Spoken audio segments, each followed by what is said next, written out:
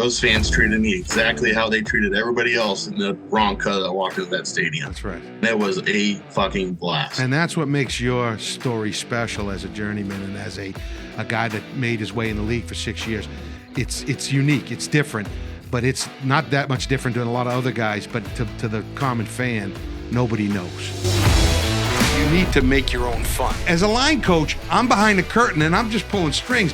My style is bold, loud, abrasive. I'm opinionated. I'm brutally honest, and I am direct. There's a reason I'm sitting here and not standing on the sideline somewhere coaching up an offensive line. Unfortunately, in this day and age, that's not exactly the style people are looking for. I want to talk about the detailed things that nobody wants to talk about. I want to talk about the real analysis. These men that we're going to bring on can give great insight to those types of things. That's what this program's going to be about. All right, welcome back to InTrench'd with Coach Guge. My name is Dylan Vazano. We are here in steamy, sunny South Florida, all O-line, all the time, the most important position group for the most popular sport in America.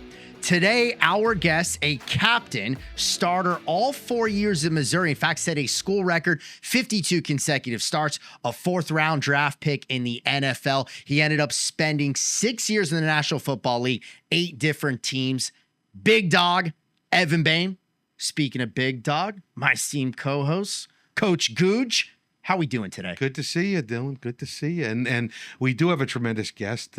Evan Boehm played for me at the Indianapolis Colts and again at the Miami Dolphins. So I had him in 2 different spots. He's what we would call a journeyman. And in the National Football League, a journeyman offensive lineman is a unique character. It's one of those guys, nobody knows their name. Nobody knows where they came from. Nobody talks about him in the sports bars. It's the only time his name, a guy like Boehm's name will ever come up is, boy, he's not as good as so-and-so who he replaced. These are the types of guys that keep this machine that is the National Football League running. You need these journeyman players to fill in the blanks, to patch up holes, to keep you a complete unit on the field. 11 guys. There aren't enough premier players out there to go around. So you need these kind of guys that allow you to operate and operate. The better they are, the better the journeymen are, the more efficient your offense is.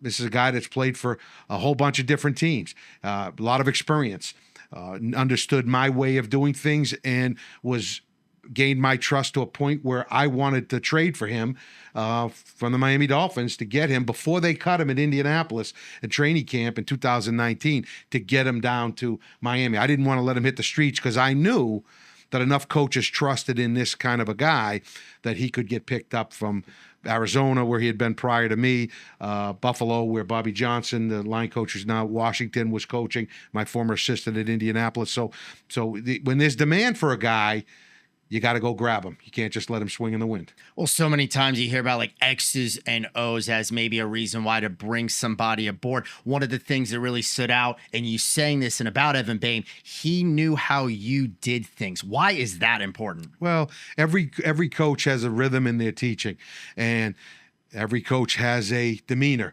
Every coach has an attitude or a way he communicates. Mine is unique. Mine is I do things my way. I say things in a way that is very brash and confrontational and blunt, and he understood that. He's a coach's son. We'll get into that. He's a guy that knows how to take coaching hard, and he knows how to respond well to it, and that's what makes him a valuable asset in a room. Great stuff. Let's get to it, big dog, Evan Boehm. For me, his name, Evan Boehm, but I know for you, a little bit different when referring to him. Is that right? Well, we have variations of it. I affectionately refer to him as fucking Boehm. Love it. And I do, and understand, and he understands, and his wife and his dad both understand that, my communication with him comes from a place of love. Even though there is an expletive affixed to the front of it. A lot of people, when I was done with him at Indianapolis, just assumed his name was fucking as the first name. But we know it to be Evan. And it's not Boehm, it's Boehm. Okay? How we doing? I'm doing great. Doing great. Welcome to the show. Welcome Great to to see you guys again. Yeah. See you, man. I'll tell you what, we're excited because you bring an interesting perspective, and we want to hear about it. All right. And my co-host is going to lead us off here. Yeah, and so obviously Missouri, you played there, SEC, captain, center. What do you got for us? What was that experience like?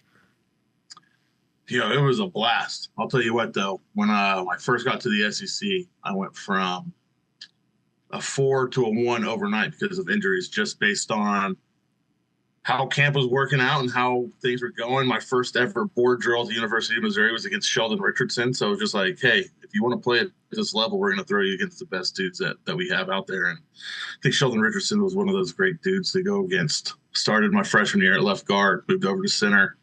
Spring ball, and then never really wanted to give it back and never wanted to look back, and built confidence there and started 56 consecutive football games. And I was blessed and lucky enough to be a part of teams that didn't do anything really ever. And we started 5-7 my freshman year, 12-2, won the SEC East, made it to the SEC championship, a quarter away from a national championship.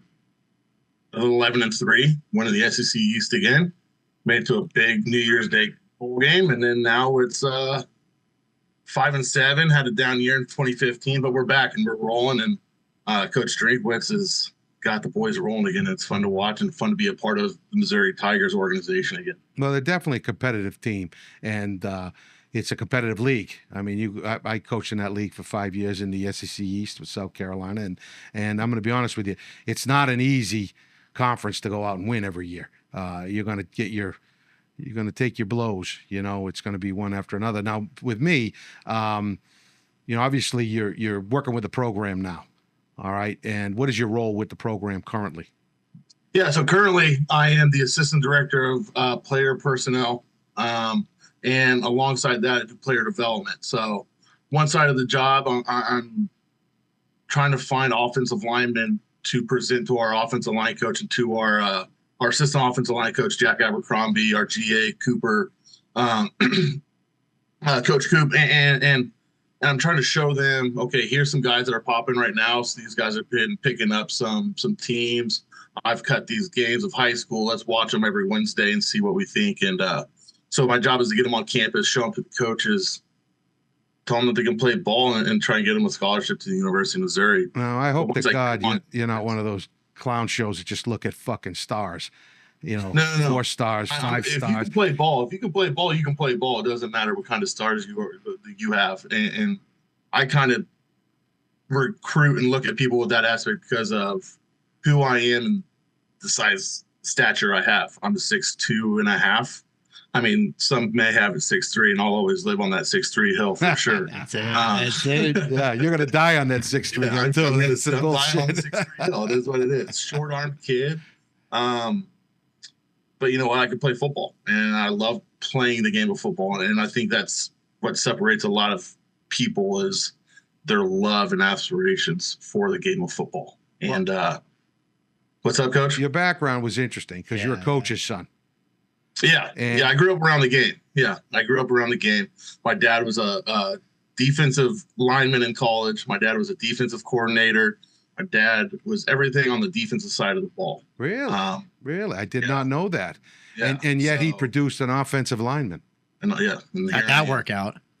Well, I think it kind of helped because when we're at home doing the father-son watch film thing is, well, if I'm thinking this as an offensive lineman, what are you thinking as a defensive lineman to beat me? And that opens up a conversation of if this happens and that happens, but if you do that, but I can do this. So it just opens up conversations for us to be had. And that made it a lot of fun and helped me learn the game faster, I think, than most kids. I know. I didn't play the game of football until 7th grade. I played soccer all the way up until 7th grade. Oh. My dad, being a football coach, didn't want me to play football because Pop Warner days, I was a big kid. I was a big little kid. I would have been playing with the 8th graders, 7th graders when I was in 5th grade.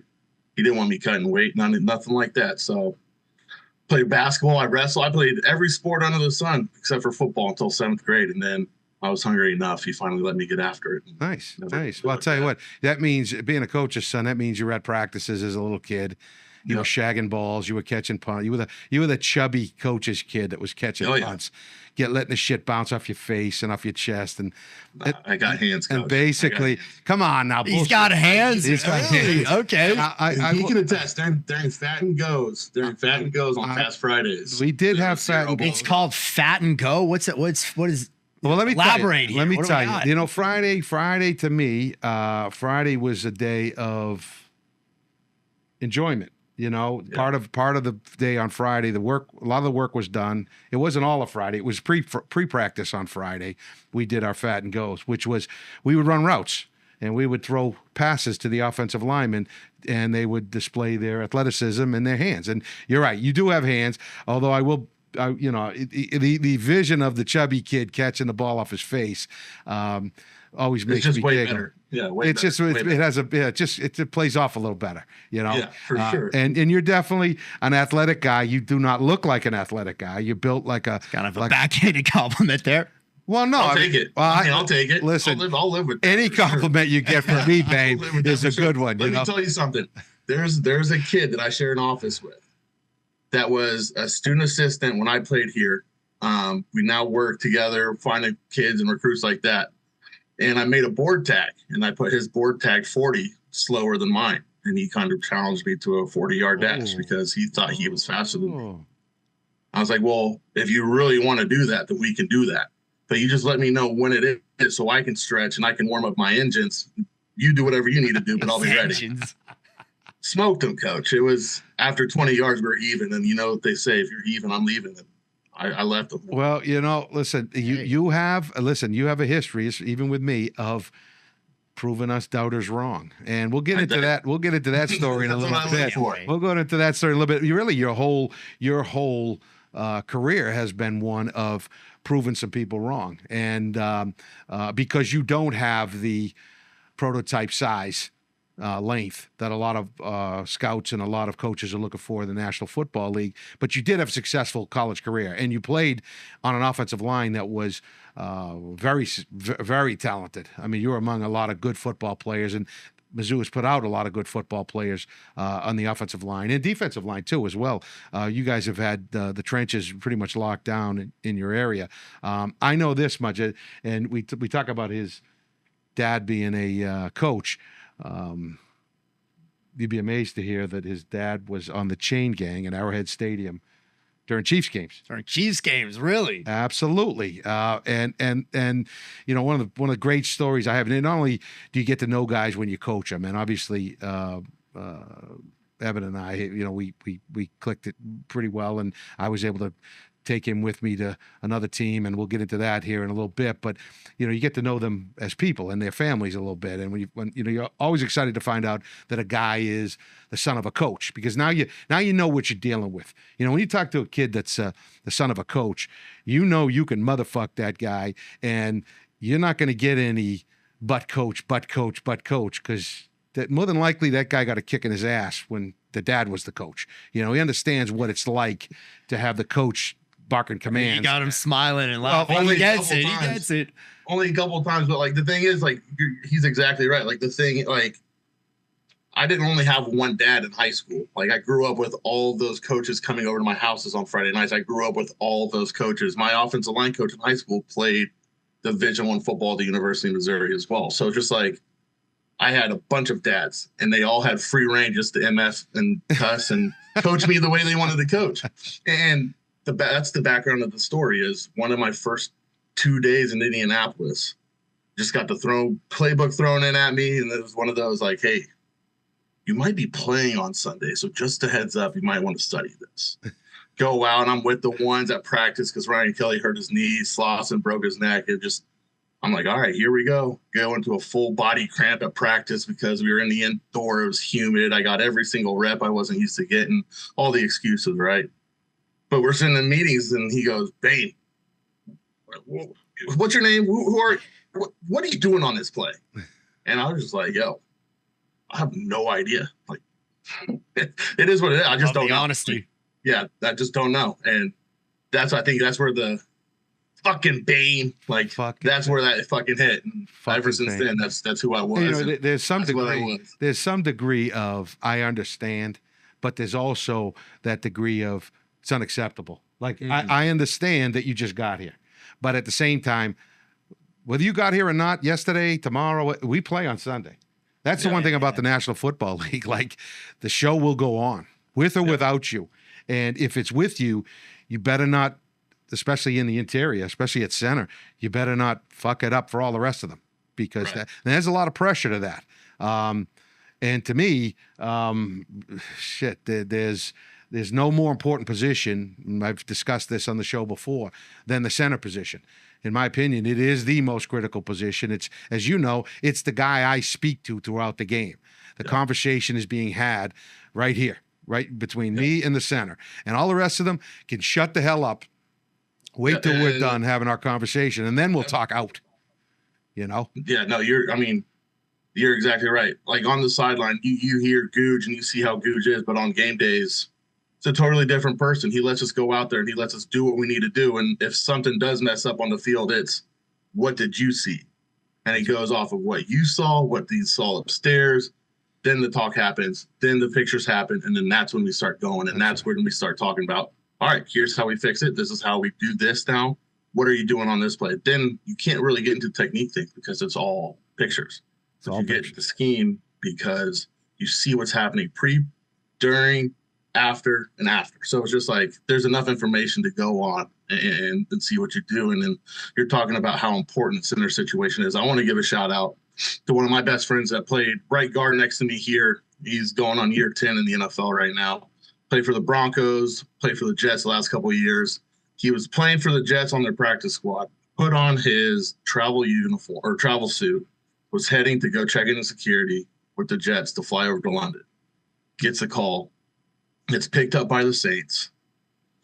Studies the playbook for 2 days. Goes into Arrowhead on a Monday night or Sunday night and has to play against one of the best, if not the best, defensive lines in the league right now. At least defensive lineman at Chris Jones. Mm-hmm. And one of the most hostile atmospheres. Yeah, that environment for and sure. And he went in there as a backup, not knowing the playbook all that well, and held his own, dominated, started last week, and just held his own. And I reached out to him and said, bro, there's not a lot of people out there that can do what you did in the environment you did it in and the capacity that you did it in. And I just wanted to give him a shout out because there's a lot of pressure, like you said, Guge, on those centers and how to make those calls. And he killed it. He did a phenomenal job. So I just wanted to shout him out real quick. Well, you know, it's funny, and the further along you go in the league, the more it's all the same. And you can relate this to that to this, and you can kind of process things a lot faster. You know, I've made comments that, you know, rookies, they can kiss my ass. They're all a bunch of shitheads. You know, they don't know what they're talking about most of the time. So to me, it's, you know, as a veteran guy to come in and be able to, you know, there's plenty of guys around you that will help you out. If you're straight about it, when you say like, I don't know. All right. Well, on this, you're going to have to give me a heads up. But when it comes to like making a mic call or being in the understanding 6-man protection or understand how we're going to operate zone play and inside zone play or something to that effect, or how we're going to work our gap schemes, like most of that is universal and it translates program to program to program. And a good vet, and I put you in a category. I call Evan a journeyman. Yeah, he's a journeyman. He's a journeyman offensive line everywhere, baby. And that's a guy that travels around the league. And he, you know, those type of guys, they keep the league moving. Without those guys, without those workhorses pulling this sled along, pulling the wagon, the league doesn't function. You know, not every offensive line is going to have those, you know, unicorn left tackles. They're not going to have those special players. They're going to Anthony Costanzo's. Yeah, that's right. Nelson's, they're not going to have those premier, those what would you call Clydesdale horses running around out there. They're going to have these other guys that you take. As Evan said, you know, we get into a situation where we're down personnel. Guys are getting hurt. Guys are on IR or PUP or whatever it is. Well, you got to find players to fill in the meantime to handle the load until those guys get back. And sometimes those guys never get back, and you're able to keep a guy long term. And I think that to me is an important a part of being a journeyman. And you've been with how many teams now? 8. You were with 8 different teams. Yeah, I was with 8 teams in 6 years. 8 in 6 and years. 8 of those teams were like like in 2020, I was in Buffalo for 5 weeks and then went and finished out in Jacksonville for the rest of the year. And then I also counted, like, I was in Detroit, played in the preseason game in Detroit, got picked up in the camp in Detroit, got hurt, got injury settlement, got cut, got picked up by the Giants, and then had a 2-year stint, quarterback room pop of COVID. I was the first man in, last one out, or last one in, first one out type of things. And that was kind of the end of the football career, but had like 2 teams in the last 2 years. And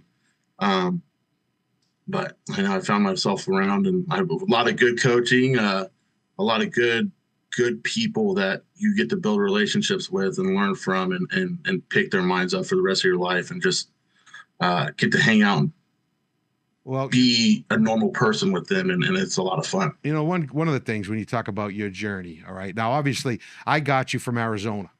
All right, we picked you up after your stint at Arizona. This is when he went to Indianapolis. When he came to Indianapolis in 2018.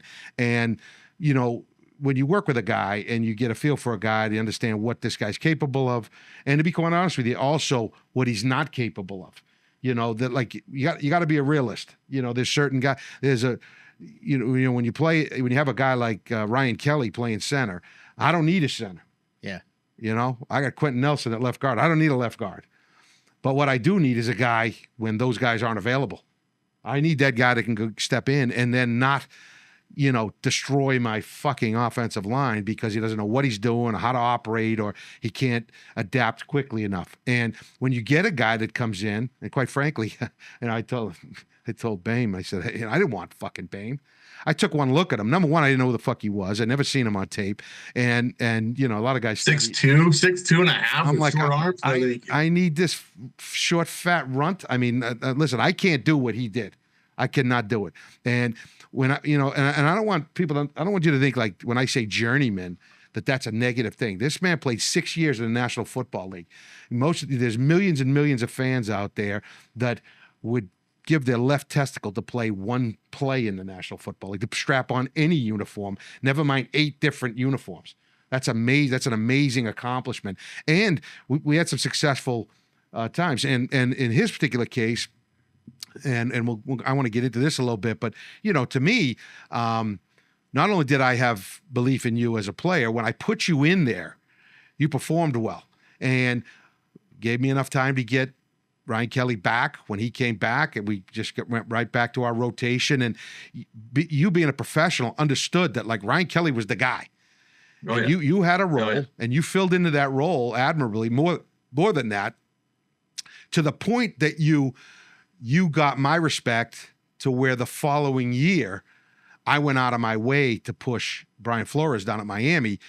I knew, I kind of followed what was going on. I can't say we stayed in touch because that wouldn't be appropriate, but I knew what was going on in terms of depth at the position in Indianapolis. And I kept telling Flo, listen, there's 2 guys that are going to become available off of that line. Okay, one's a tackle and one's an interior guy, center, backup center. I said, I would like to find a way to obtain him. And I don't think that Boehm, knowing that Bobby Johnson was up at Buffalo, I said, I can't let Boehm just swing in the wind. And we went ahead and made a trade. We went and made a trade with Indianapolis to get you to come to Miami. And that wasn't based off of you starting an entire year and we getting some, heavy hitting free agent. I knew what you were, and I knew what value you had, and I wanted it. And it was worth a late round pick for me to get you into my room.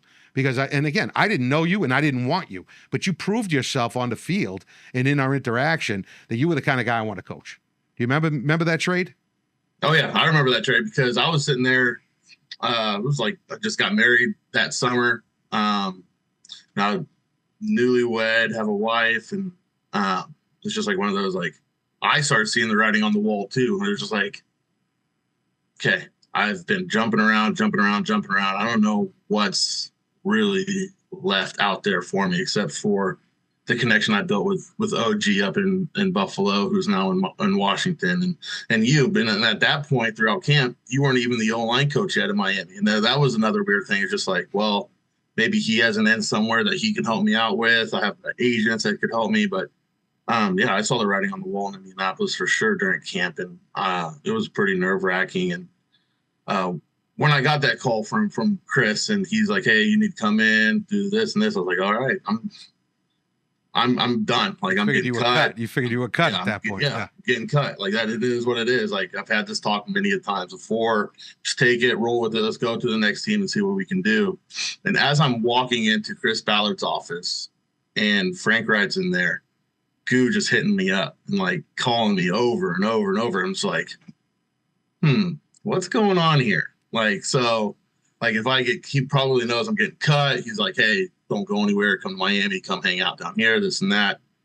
And they told me they were trading me, and I was just like, "Whoa!" Like, the Journeyman, like you said, Guge, never would have even imagined being traded, especially because I just signed an unrestricted free agent contract that would have made me $2 million. I was like, who's going to trade for a backup to pay them $2 million? Not a lot of people.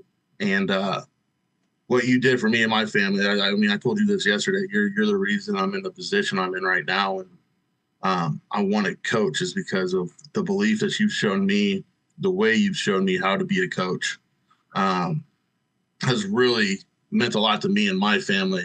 I want to do that to other kids. One of the cool thing about coaching is, and even playing, is you get to meet a lot of people that you probably never would have met before in your life. And God puts people in your life for a reason. And Gooch, we got put in each other's life for a reason, man. And I appreciate you for sure. Well, I appreciate that. And the relationships, Dylan, that's what it's all about. It's about the connection you get with players, and not just, when when people find out I coach in the NFL, they want to, "Oh, did you coach?" And here comes the names. Did you coach Jake Long at Miami? Did you coach, Richie Incognito? Did you coach these guys?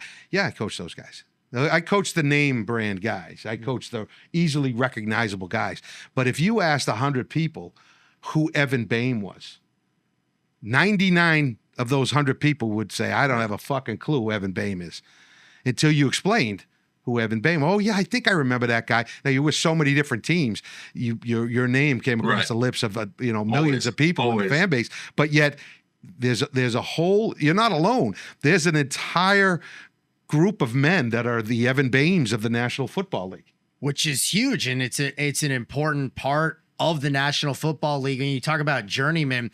What is the most challenging part of that, but also what was the most rewarding part of that? Because we hear journeyman in all sports in a lot of positions. So I would love having actually somebody here on InTrench'd that lived it. Most rewarding and most challenging part.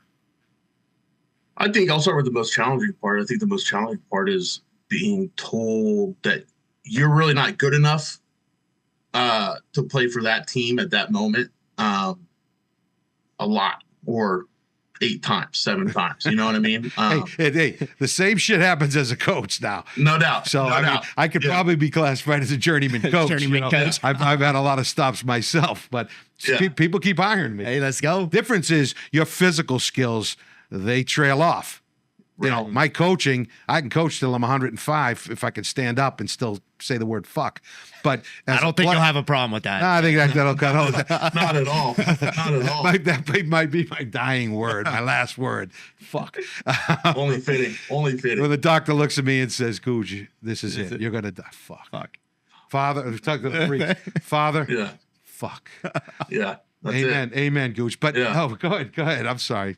So no, that's it. But I mean, as a coach, and I think that's kind of prepared me. What my life in the NFL prepared me for what this journey is going to be on in the coaching world. And Ashley's kind of the one that kind of pushed me towards it. She knew I wanted to be involved with football. She knew I wanted to be a coach and help young men become more mature and become even more of a man and help in that aspect of things. And she's like, if we're going to do it, let's do it now when we're used to moving and bouncing around and we have young kids that we're able to do this with. And so she really pushed me into this role. And so that's a blessing too, is I got to meet my wife from the NFL. I got to meet a lot of cool people who I've never would have, like I said, never would have met before. And it got to take me to a lot of places in the United States, plus in the world, that I never would have traveled. We went and played a game in Europe when I was a second-year kid in Arizona, and we got to spend a week in London and just hang out in London. I got to go to a Chelsea game, and I'm a big soccer fan because I grew up playing soccer. So like to me, that's huge, and that was so much fun. But then when you have people depending on you in your livelihood, my wife is a physical therapist. She went to school for physical therapy. She has a job lined up, ready to go in Indianapolis. And then, oh yeah, hey, just a heads up, I might be getting cut. So instead of cutting, get traded, we get to Miami. She's a trooper, man. I wouldn't be able to do the things that I do right now in my life without my wife, and like I know football to that for sure. Well, listen, I brought you to Miami for a bunch of reasons. Okay. I mean, and I don't want people to just think, well, I like this guy, so I'm taking him with me. The value you have. All right. Now, when I say value, all right, I had a 10-year vet and Danny Kilgore playing center.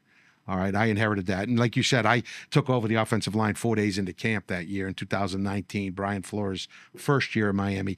And we needed to change some things. I'd never worked with this offensive line. I was there in the spring as a consultant, really working with defense and working with Flores. I wasn't dealing with the offensive line at all.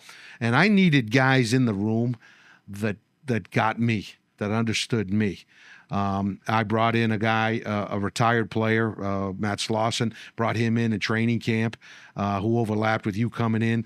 But to me, I needed guys that would be sticking around that room that understood my methods, my madness, the way I communicate and the way I handle things and the way I can I push guys. I needed someone that understood that, so that when I left the room after a tirade, somebody could explain to the rest of them, all right, guys, listen. Shut the fuck up and listen to what he just said. He said this, and this, and this is what he means. And I think having that kind of guy in the room I want to put the Alka-Seltzer in the drink, whatever it is to settle everything down, all right, and to get them to understand what I was looking for. That mentality, and again, going back to being a coach's son and having dealt with me an entire season, or almost an entire season in Indianapolis, I think as much as anything, as much as you as a player, I needed you, the individual, who understood me in that room to help me get this group to move along. I think, yeah, for sure. And the first thing I said, I was like, you guys thought that blow up was bad. Wait till you see one of his first tests. Wait till you see a game day test, and then we'll see if that blow up was bad, because impossible, right? But that's the thing. Not impossible. Not impossible. No. Difficult. Maybe. If this happens. Critical thinking. Wait, but you say game day test. I mean, I'm just a fan. I don't know fucking left from right. What is it? What is a game day test? I don't understand. So, that. I mean, you spend the whole week, right? Installing game planning, doing all this stuff, running plays, looking at film, watching blitzes and doing blitz pickups and coverages and running plays into certain looks. And then on Friday afternoon, we walk in, we have our Fast Friday, we go in and we pick up a test, and it's a 50 question test. 50 questions, only 50, but only 50. Hold on, a lot of them are true or false. Okay. A lot of true or false. A lot of them are multiple choice. Blanks. There are circle the right answers. That's like, right. Yeah, I mean, but they're not as easy as you think. Yeah, we set it up as they're this and this and this, but like the way the questions are set up, you're just like, whoa. But the way he did it and the way he explained it to us is like, it makes sense. You have to. He lets us do it together as a unit, because it's not one person out there playing the game. It's not a quarterback spot, right? That's right. It's 5 guys doing the same thing at one time. If one person in that 5 knows what they're doing, it's game over. Everybody knows what they're doing now. So, you say critical thinking. You made that happen a lot. You made a lot of discussions happen in hotel rooms Friday nights before a game, going over different looks, different things that could happen during a game, and just had the conversations with guys like Quentin Nelson, Anthony Costanzo, Braden, Mark Lewinsky, myself, Ryan Kelly. It was a fun room to be in and just learn ball. And if you're a fan of football and concepts and just Loved the game. It'd be a fun room to be in and just be a fun on the wall for sure. You had to do one of these game day tests. So every game before every game. Every game. How long would it take the entire group? 50 questions. I mean, for me, that seems like an eternity, but it sounds like obviously you guys, offensive linemen as a group, how long would it take? So what? Saturdays throughout the day, we would have like a little quick walkthrough practice. We'd go home for most of the day until you get either go on the plane and get to your hotel room, or you go home or go to your home game hotel. And if you're just sitting around watching football most of the day, you just peek open, and I'd get through one question. I'd be like, okay. Get through two questions. That third question, I'd be like, all right, there it is. That's it. I have no idea what I'm doing. And then I go down to the next section. First question, cool. Second question, nope, don't know that one either. And you just go through the list, and you just see the ones that like for sure you're right on, and then you have the ones where you don't know. You still wanted it in, but you still don't know. And then when those discussions happen in the meeting on that Saturday night in the hotel room before we have our last little meeting to go over blitzes and just corrections over the week of what to look out for and stuff like that, it's I got this for this answer, but Ryan Kelly could have got a totally different thing. Okay, let's open up the discussion. Yeah, that's right. Now. The discussion. And my objective was to have one of the have an offensive line meeting without me being there and let you guys discuss amongst yourselves. Again, critical thinking and problem solving to me is what separates NFL offensive linemen from everyone else in the world. All right, there's more critical thinking going on up front than anybody would ever imagine. And if you guys could sit down, and oftentimes, every NFL team has snack the night before a game. Snack. A true spread of a snack. Wings, burgers, pizza, the whole bit. Oh, like big league snack. Oh, no, I hear snack, I'm like candy, chips. You talk about okay. Full. It's basically a full meal, but they call it snack. They have candy and chips, but it's like an ice cream bar, burgers, fries. I mean, that's the NFL. Yeah, it's time to go. Phenomenal. As opposed to dinner, which would be some of them have pasta bar, even at snack. It all depends on the team. So this is after dinner? After dinner, yeah. This is after all the meetings. This is right before they go to bed. And a lot of times, what I would see is I'd go into snack, and I'd pick up a few things. Maybe I'd have a little ice cream sundae or something in a cup or whatever. So, or I get into these phases where I'll eat blueberries with whipped cream, and I'll just have a giant cup of blueberries with whipped cream and a lot of whipped cream. But my point is, I'll look over and the linemen will be huddled around a table or two. And you see all the backup guys and the periphery guy, rookies hanging around the outside, while the older guys got their elbows on the table and they're pounding the table and they're having a debate on these questions. And the smarter the player, the more, and usually it's the conversations happening from the inside out. The centers are talking more than all the rest of them. Because it's, I adhere to the belief that the further away from the ball you get, the dumber you get, and that's the closer you get to the ball, the more intelligent you are. And that to me is important. More athletics on the outside. Yeah. Well, the short arm kids on the inside. It is what it is. Exactly. I mean, I had I'll get into one of my stories about my uncles another time, but here's an example. Here's an example question. Okay. This is against Dallas. Okay. This was against Dallas. All right. Okay. The question reads exactly like this. There's a lot of code words in there. In mock, all Georgias are pushed, in quotes, automatically. And in the huddle, all Georgias are called push. But the check versus Dallas is not. What? True or false? Now, that goes three different ways. That's boom, boom, or this, or that, or could be this. Now, there's a lot of things right there. Well, mock, Georgia. Yeah, what again, are we talking about? Forget the code word. That alone is complicated. But what's key here is all Georgias are pushed. But in the huddle, all Georgias are called push. But the check is not. So you understand? Those are one of those three things are wrong. The question's false. It's false. So those two, you're like, oh yeah, for sure. But one says it's that last one. That's right. One says it's true. One says it isn't true, and the other one says it is true. So you have to take all the totality of the question, and that promotes conversation, and it promotes that problem-solving skill that a lot of guys push in it. It's easy to, and I think this is where nowadays you get a lot of these young coaches in the NFL that they just tell you, hey, you got to block this guy. Well, shit, anybody can do that. It's creating guys that can solve problems on the field.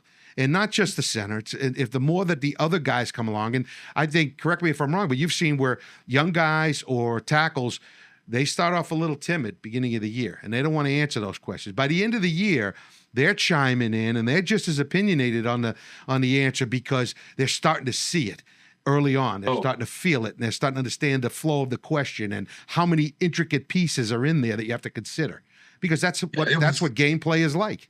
Yeah, and it's well, like when I got to Indianapolis, it was already set in stone. The dudes were the dudes, and they were right there. And injured or not, Ryan Kelly was traveling.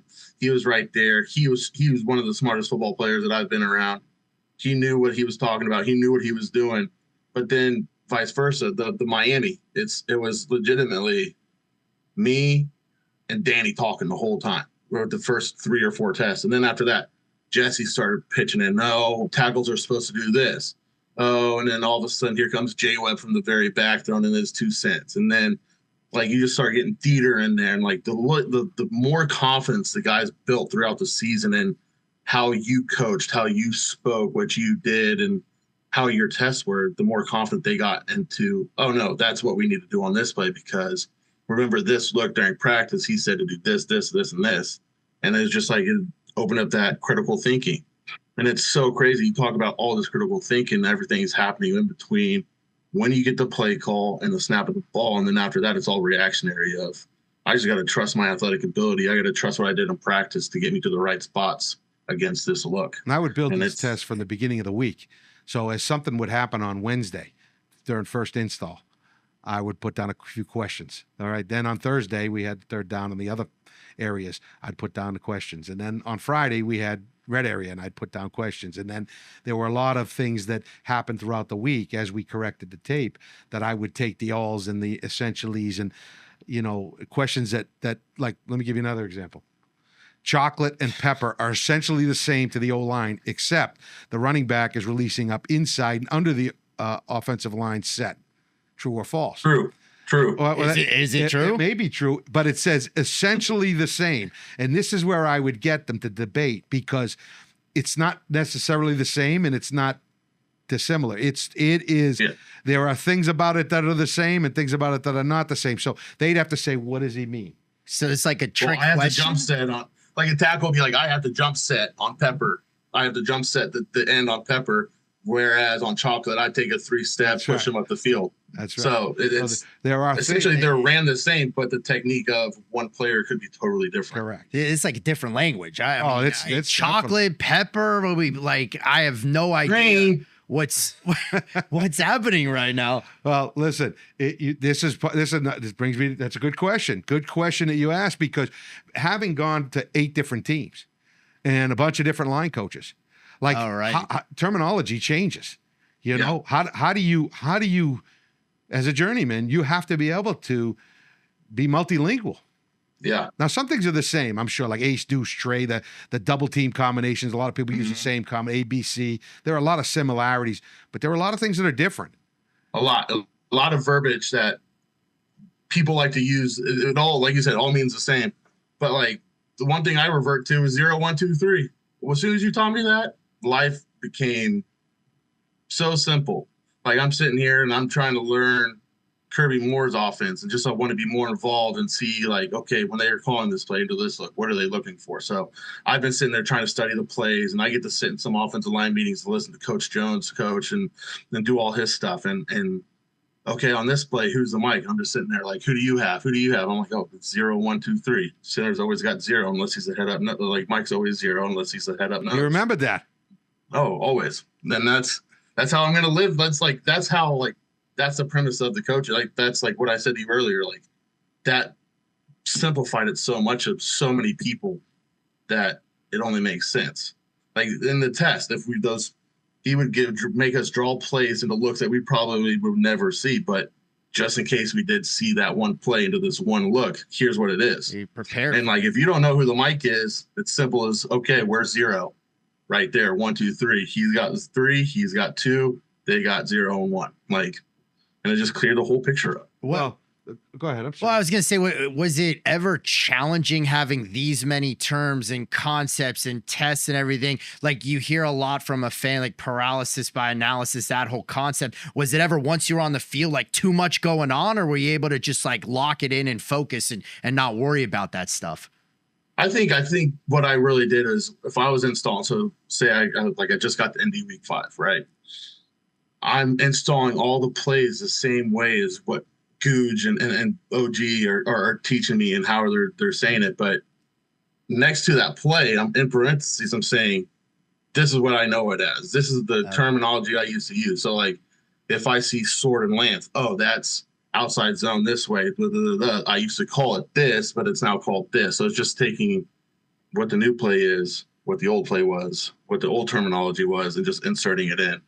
And then on games, I might say the wrong word, but you've done it so many times with that one person throughout the week, they know what you're talking about and what you mean. And usually a game plan is you have cut down amount of play. You might have 30 runs in a book, but you're only going to the game plan with 8 runs with 10 different variations. But it's 8 runs.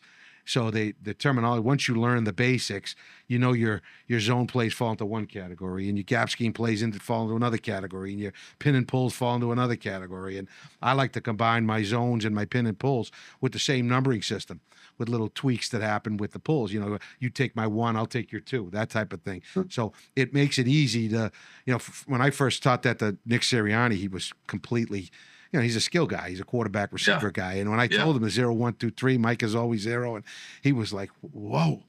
And he actually ran to Frank and said, hey, Frank, Center's always got 0. You got to listen to this, Frank. This is so amazing. And I'm like, well, it's really not that complicated. It's just what I do differently is I make the Mike 0 as opposed to splitting the center and counting everybody to that side. Now, I've been with teams that do it that way as well. But, one of the things that's interesting about one of the experiences we had together was at this was 2018 in Indianapolis. We started off, we were 1-5, I think. We were 1-5. I think we were 1-5 to start the year. Yeah, you were 1-5 when I first rolled in to Indianapolis. And we had just lost to New England, correct? Yep. We just lost Thursday night game. Yeah, it was a terrible, and that was the day we lost Slauson. Yep. All right, to multiple injuries. But here we are. We're about to change the face of Indianapolis football at that point. Frank Reich's first year. We go into it, and we go on a run. We kind of set the lineup with Anthony Costanzo and Quentin Nelson and Ryan Kelly and Mark Lewinsky at right guard, Glow Dickey, and the big polar bear, Braden Smith. Remember Glow Dickey? We used to sing the song. Glow Dickey. Glow Dickey. Yeah. All right, so we had that lineup, and then we brought in Boehm to give us experienced reserves there, and we had we put together a line that ended up being the best line in football. And at that point, we had given up 10 sacks on the year for those first 6 games, and we go the rest of the year only giving up 8 sacks for the next 12 games, including the playoffs. 8 sacks total. And for a period of time in there, we went 6 games in a row. Should have been 7. We didn't get the chip on the right, and the he remembers it too. Oh yeah, we didn't. He's all over it. It was Cameron Wake from the Dolphins. He gets the sack on the 7th game. Otherwise, it would have been 7 games in a row of no sacks. Now think about this. We started 1-5. It doesn't exist. Like that never happens. But we went 6 in a row. And here's what's interesting about fucking Boehm. Kelly goes down in the middle of that run. Now we're on a run of no sack games, and we're putting together what is the most formidable line in the National Football League. And in comes Boehm. In comes Boehm to replace. He got 6'7", 6'6". But 6'2", 6'4". He's replacing a first rounder from Alabama. Yeah, national champion. Big time dude. The first round pick, a couple years prior to that, 3 years, he was on his 3rd season. But he's got big shoes to fill. And one of my coaching points was, hey, Boehm, don't fuck it up. We're on a run here. Don't fuck it up, But that's pressure, right? Every week before he ran out onto the field. Hey, or after QC exchange, we're on a streak. Don't fuck it up. So you were like well aware, and everybody on that line was well aware of this no sack streak. Like it was. I think so. It was one of those things that we were aware, but we really didn't talk about it, type of thing. Like just act like it's not happening. Just go out and play ball because Now, at that point, I think the difference was like we were just out there having fun. I think that was a changing point in Miami too. We won maybe 3 games in Miami together. 5. 5. We won 5 We ended games. up 5. We went on a run in the year. Late in the year, we beat Tom Brady at home. His last home game as a Patriot. Home game as a Patriot. Yeah. His last regular season home game. Yeah. Yeah. And that was it. But I'll tell you what. You know what's funny? You weren't there when I told that group, but you were there when it happened. I told that group because prior to that, they were the worst pass blocking team in the league with 58 sacks. And we ended up being the best pass blocking team with 18 sacks on the year and 200 more passes than any other, because Frank was a pass happy son of a bitch anyway. So we had 200 more passes than any other team, yet still had the lowest amount of sacks. That's unbelievable. And this was Andrew Luck, right? Andrew Luck. Okay. And we'll talk about him in a second. But here we are. I told those guys, listen, first you got to get respect in the building because they had none. And then you're going to get respect on the field. But by the end of the season, you'll be feared. And you tell me if I'm wrong. When that group took the field before games, everybody's eyes went down there and say, there the fuck they are right there. Look at that group. By the end of the year, the general manager, the owner, everybody knew that line set the tone for that team. It kind of went from when I first showed up there, you'd have, a couple of the head scouts and the GM and maybe if Irsay was out of practice at one-on-ones, and then after that, one-on-one pass rush turned into a whole block party for everybody. I feel like. Yeah, they even had even the Saturday night meeting. Remember, we used to do those reviews at Saturday night with the backs and the tight ends. Well, by the end of the year, at the beginning of the year, nobody was in there. By the end of the year, the GM, the assistant GM, 3 or 4 scouts, half the training staff, the equipment guys, they're all sitting in the back of the room listening to the banter because that was the group to be with. This was the place to be in the line room. Offensive line, right? I mean, who the hell would have thought that? And I think there was a swagger about it too. And you have the All-Pro, you have the Anthony Costanzo, who is when I saw him at the tail end of his career, was still better than a lot of tackles I've ever seen play in my life. Oh yeah. And then you have Quentin Nelson, who's just the highest taken guard in the draft. Stud. Then you have Ryan Kelly, who's number 1. You have Mark Lewinsky, who used to be Matt Slauson, who are 2 just country dudes that just mean cusses. And then Braden, who's strong, athletic, and freakish. Won't say anything, but his presence is there just because of who he is and how he carries himself. And those guys just walked out on the field with the confidence of, okay, and you kind of saw the confidence rise throughout the weeks. Okay, we are pretty good. Oh, okay. Oh, we might be better than pretty good. Oh, we're going out there and we're dominating now. Yeah. And there was a confidence of whoever you put against us, we're going to go out there and we're going to do our absolute best to try and beat the shit out of you. That's how you told us to do it in the room. That's how we believed in it, and that's where our confidence told us that we were able to do. Well, there's an expectation, and then there's a demand. And that demand and my demeanor was what everybody looked sideways at when I was down the corner, dog cussing people and ripping guys' asses during blitz pickup and special teams because we weren't going fast enough. That level of demand made Sundays easy. 100%. Because on Sunday, as you said, my demeanor is completely different. On Sunday, I'm relaxed, I'm calm, I'm joking, I'm trying to release the tension. But during the week, I'm a son of a bitch. And it's a fabricated pressure so that Sunday, which is the most important day, is easy. All right. Now I tell you this. All right. When I say he had to replace a first-round pick, okay, when Kelly was down for a couple weeks, okay, and I would have different rules for different guys. Like we had a block where the guard would come down and take the nose and the center would pull around and he'd help out the tackle on a reach block on the end. We called it a wipe. And the tackle could be aggressive. So if the end jumped inside, the center would scoop him and pick him up. And we did it a lot with Kelly because Kelly was a big, tall, 6'5", athletic son of a bitch that he was a complete player, and he still is. One of my favorite players to coach.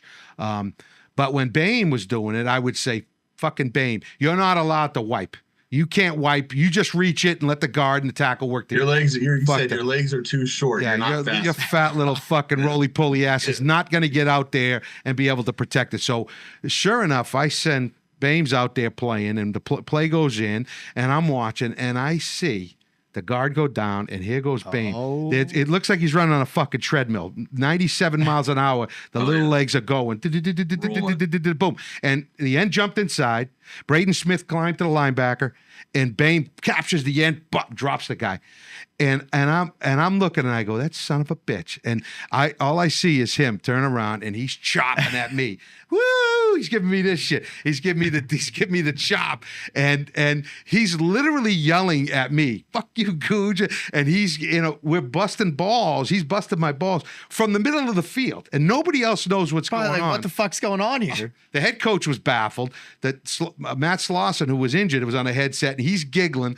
Bobby Johnson's upstairs, and he's giggling, and I'm saying, did this motherfucker just wipe that thing? And Slauson says, yeah, he Journeyman's career is proving people wrong. I just had to do it one time. But that's one of those moments where it makes you feel good as a coach. Yeah, okay, did I tell him not to do it? Yeah. But more importantly, he did it, and he was successful. Now, it's gambling. Monday morning would have been totally different if it went the wrong way. That's right. If you had missed, if it had not gone well, I would have ripped your ass. But it went well, and it's one of those things where, hey, he got the job done. It was one of those moments as a coach where you not only is it a great story to tell, and it's a great feeling that you overcame my doubts about whether you could handle that or not. I don't know whether it was so much of whether you could do it or not, more so that it was a way for me to put Boehm in Boehm category and put Kelly in Kelly category. A lot of times, here's another thing that plays off. Sometimes I might bust Boehm's balls, but by doing so, I'm pumping up the other guy. He can't do it, but you can. Yeah. So the other guy feels real good about the fact that he can do it. But Boehm understands, and then he gets it done. And it's one of those things where, you know what? I take a lot of pride in the fact that you did challenge it. You did say, fuck it, I'm going to do it anyway and get it done. Now, we were in control of the game. You're smart enough to understand. It wasn't like we were in control of the game. We were kicking their ass. Were you like, fuck it, why not? I'm just going to roll. So, I got to hear your side of it, yeah. Yeah, it's to the point where it was kind of where Slauson was kind of in my ear a little bit throughout the week saying, just do it. Just do it. Why not? Do it. And so the one time during the meeting, I thought we were watching the play during practice, and I was like, I think I could do it, Coach. I think I could really wipe, but I think I could get out there. Boehm, don't fucking do it. So I'm going to do it. I'm going to chop right at you after I do it, and it works. And it fucking works. Yeah, okay. And then all of a sudden, it's like don't ask for permission. Right. Ask for forgiveness, whatever it is. Yeah, if it was a one possession game and we were driving down the field to score the game, there's no way in hell I would absolutely do that. Yeah. Well, let me ask you this. I'm going to ask you a couple more questions here. And one of them is, what was your response to Frank Reich when we did trade for you to bring you to Miami? I was excited. I was excited because, one, I was getting your phone calls, and I kind of knew what that meant. And I knew that I was going down there with a coach that believed in me with a fresh start where I can go in and I can compete. And I knew what was in the room and who was in the room and who they drafted to play and everything like that. And I know what my role is, and I'm going to go to a no tax income state. What was he? $2 million. That's right. Was he not?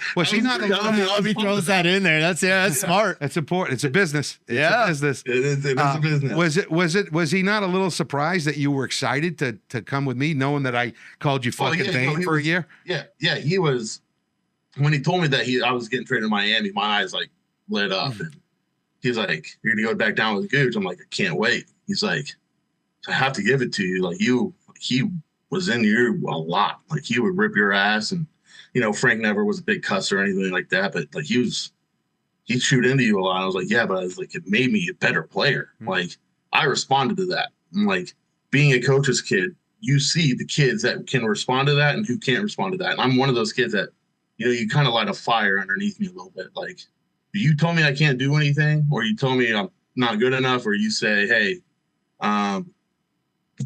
like, we think this person's better. Like, this is gonna light a fire under my ass to make me do better and become a better player and a better person.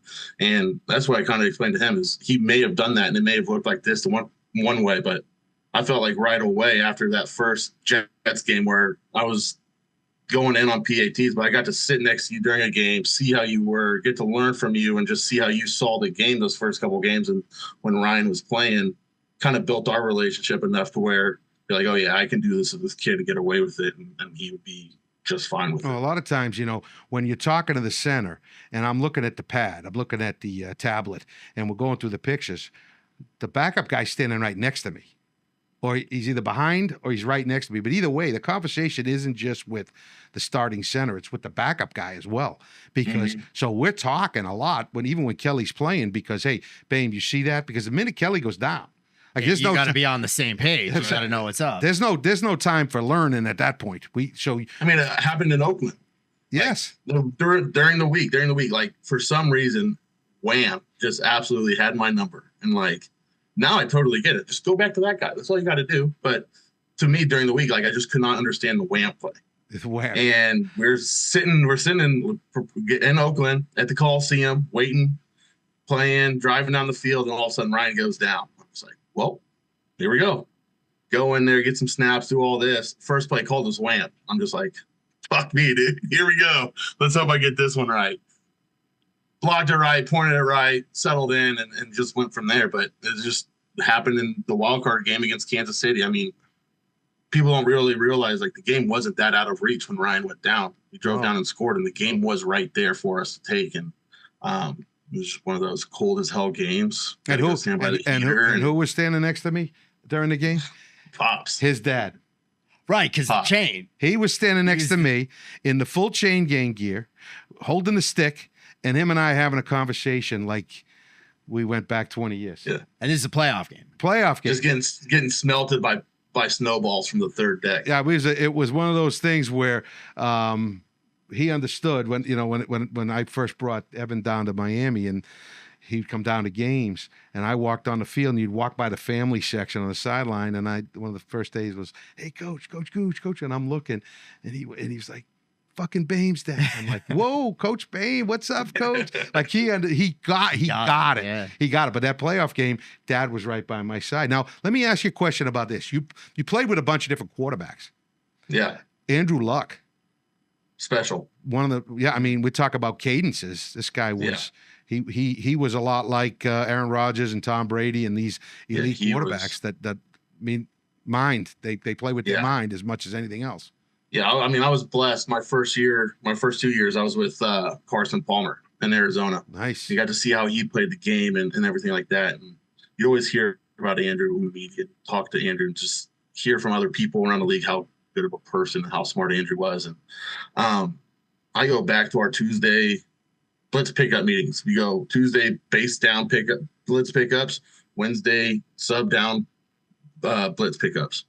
And just listening to the banter and the discussion between not only Frank and Andrew and Ryan and Andrew and you and Ryan and everybody in that room is just like the way things were handled and the protection aspect of everything with Andrew. And that was been one of the, I thought it was so fun just the way to learn, okay, this week they're an inside pressure team. So we're going to stick with the Ritas and the Lindas. Next week they're an outside pressure team. So that's where we're going to lean on the run and lose, and like breaking it down that way. Okay, if you get this double mug look, we're going to go this way instead of this way. Find 24, slide to him because he comes off the corner. So just being able to learn the game from guys like you, Ryan, and specifically Andrew Luck, who's a freak athlete, but an even better person and an even like a great football player. Just it was a lot of fun, and it was really cool to be in those rooms. Definitely an intellectual player, for sure. Yeah. And I think the smartest thing, I remember this every day, the smartest thing that he did while I was playing there was it was like, you must win games to go. It was like the second to last game of the year we're playing in Houston. And it was like, if you win, we go play the Titans for the last game of the season on Sunday Night Football when you get into the playoffs type of thing. And it's a must-win game, and it's taken down to the 2-minute warning. It's 3rd and 1, and Andrew Luck just calls no-brainer. We all sprint up to the ball, and his hard count got Clowney to jump. We needed out to win the game. And, I mean, that feeling right there of we're up there, we're intense, we're making the calls, just the cadences that he's spitting out, sending random motions, and then just spits out this one cadence that just gets Clowney to jump, and you're just like, that was one of the coolest moments. I'll tell you what, the reaction of the entire team after getting him to jump was amazing. When you watch the end of the play, it just kind of runs, and guys are just so revved up, and you say, well, why are they that excited? But if you look at the total picture there, it ended the game. It screwed them. The game. They had a chance to get the ball back if they hadn't jumped, and you could see J.J. Watt on the other side just kind of go like this, like, what the fuck? Yeah, like, we didn't know that they were going to go hard count. Like everybody in the building know. There's 2 minutes left. 5 seconds before the 2-minute warning. What else are they going to do? Right. Yeah, like Joe Haig was doing a little dance. Yeah. I mean, it was awesome to see for us to use that. I mean, that's great stuff. So, like, Evan, I want to ask you. Obviously, coached by Guge 2018 with the Colts, 2019 with the Dolphins. We're a few years now removed from that. Where do you see currently, I know that you're a coach right now, kind of the state of the game, kind of where it is at right now? That's a good question. I like duo. I like running inside zone. Where is it, though? Yeah. Where has it gone? Right. There used to be, I feel like, there's a lot of athletes out there, and they're trying to get the ball to a lot of athletes who they're paying a lot of money. But sometimes I forget that dudes up front can move the ball. And I don't think the run is heavily leaned on as much as it was back in the day. I don't think the game up front is as physical as it used to be. And I don't know if I'm just saying that because I'm just watching from outside in, hoping and wishing that I was still playing there a little bit. But sometimes I just watch some games on Sundays. You're just, man, like maybe if I would have got that opportunity, I could have done this, but you can't live playing the what if game, right? I'm in a role now that I want to go and coach and have my own room and be able to teach those duos, those inside zones, those outside zones, those pin and pull schemes to the way that I was coached. And that's, you're putting your nose on that dude and you're going to drive him and you're going to finish him. You're going to pick him up and say, hey, buddy, I'm coming out next play and I'm going to do the same fucking thing. And it's going to be all fucking game long. Do you think there's a lack of demand from coaches, these younger coaches that are coaching the game? They're not setting the standard high. They're not giving high expectations. They're not asking players to do these things anymore. I don't know if it's so much the young coaches as it is the money, in my opinion. You kind of look at the college game now too. Like the money is getting higher, and players are making more money in the college level and to the NFL level, and you know it. They make way more money than you do, and there's some guys out there that says, "Bro, I make this much money. I mean this much to the organization. I'm going to do it the way that it got me drafted number 1 overall here, and not really live up to it." And those are the guys that you can tell are just in it for the business aspect of it. But then you have the guys that love it and are willing to be coached. And I think there's a fine line of, it is a business, but at the same time, you still love the game and you want to play the game because you want to go out there and dominate. I mean, this is a gladiator sport, right? The rules are kind of doing whatever they're doing with the game, and I'm not going to comment on that, but it's a gladiator sport, dude. We're putting a helmet, we're putting pads on, we're going to war every single day. And that's the way I was taught the offensive line should be, and that's the way I want to coach the offensive line to be. And I want to be, because that's how the offensive line should play. Physical, gritty, twitchy, athletic, but just has an edge to him that just wants to beat the fuck out of people. Do you feel kind of now that it's a situation of like kind of one fuck up and that's it, you're done, you're kind of out on the street? Is there not as willing to work with you, or how do you see it more like that? I mean, as a journeyman like yourself. Yeah. That's what I try and explain to the guys here about is when you make the league, you're the 1% of the 1%. You are that dude, but inside that 1%, there's a totally different 1%.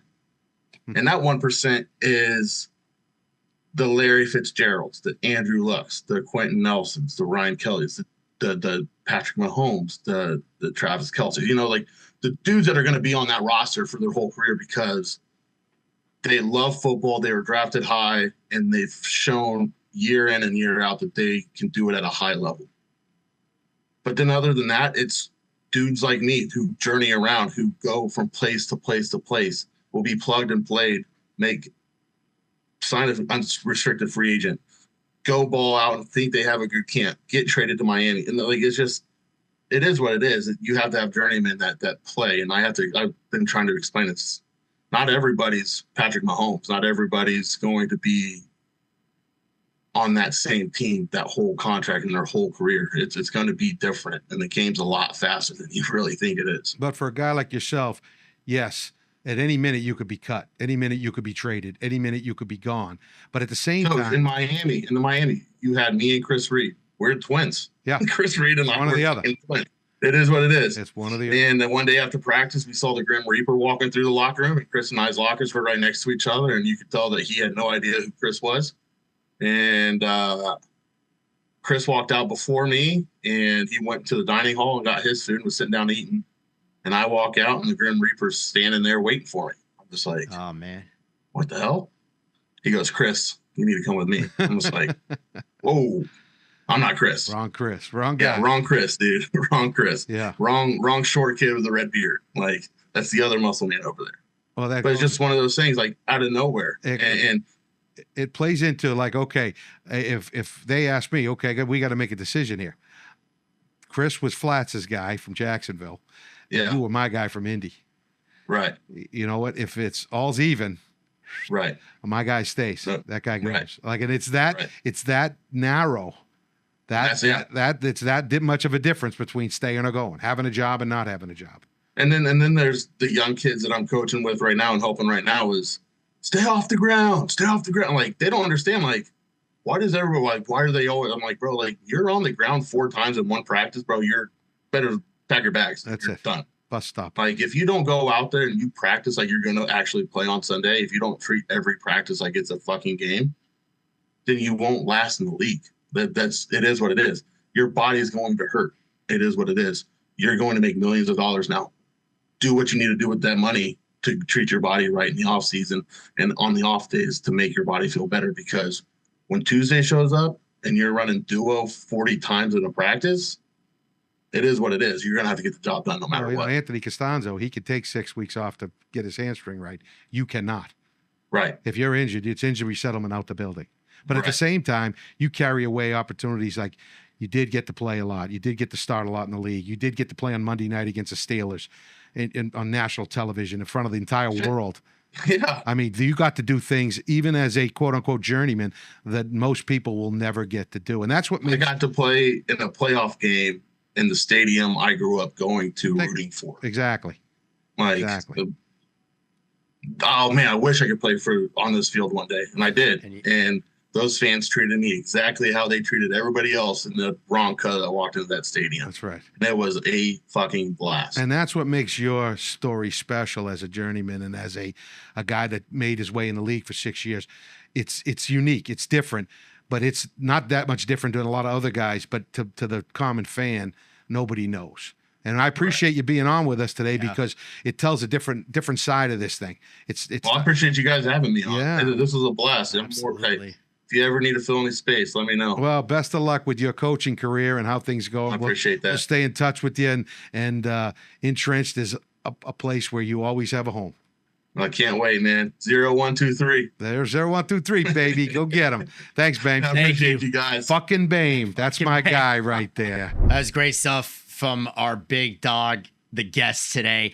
So many great things with Evan Boehm. One of the things that stood out for me and as a fan, these tests, like how did you get the idea? Is that a common thing? Do other position groups? Where did these tests originate from and why were they important? Well, some coaches use them, some coaches don't. I think every coach has some way of gauging what has been absorbed by their athletes throughout the week.